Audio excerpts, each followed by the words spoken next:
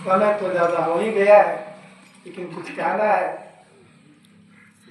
इस जगत में आए हैं इस बंधन से मुक्त होने के लिए, और अगर हम बंधन से मुक्त होकर यहाँ से जाते हैं, मेरा काम पूरा बन गया। भजन के माध्यम से, प्रवचन के माध्यम से आज सारी बातें हुई हैं।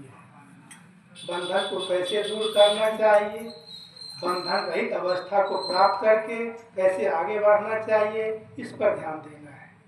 जीवन में सदाचरण को धारण करते हुए आसक्तिहीनता की ओर हम आगे बढ़ें, फिर मेरा काम हो जाएगा। जहाँ का कहें कबीर सुनो संतो, जहाँ का पद तहाँ समाए।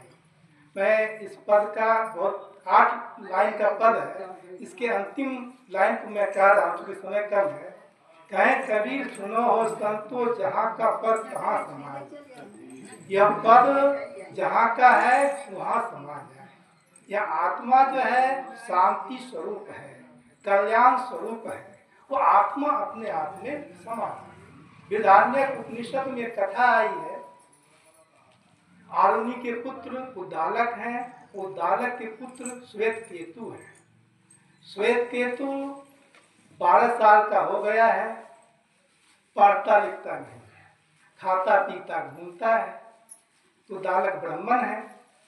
उसने अपने पुत्र से कहा, बेटा पढ़ो लिखो, अगर पढ़ना लिखना नहीं करोगे, वेद का अध्ययन नहीं करोगे, तो तुम ब्राह्मण बंधु कहलाकर रह जाओगे।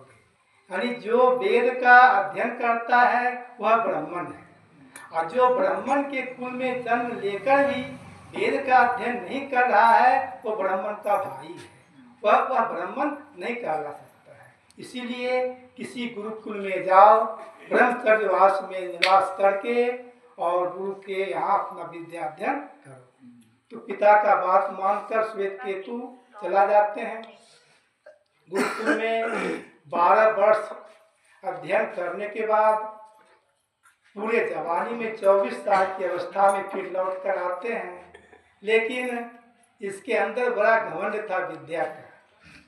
तो उद्दालक समझ गया कि मेरा पुत्र घमंडी हो गया है। तो कई प्रश्न उद्दालक ने श्वेत केतु से किया, जिसका जवाब वो नहीं दे पाए। तो फिर उद्दालक स्वतः ही प्रश्न करते हैं और स्वतः जवाब भी देते हैं। और श्लोक बड़ा है, उसमें 2 शब्द बहुत मार्मिक है।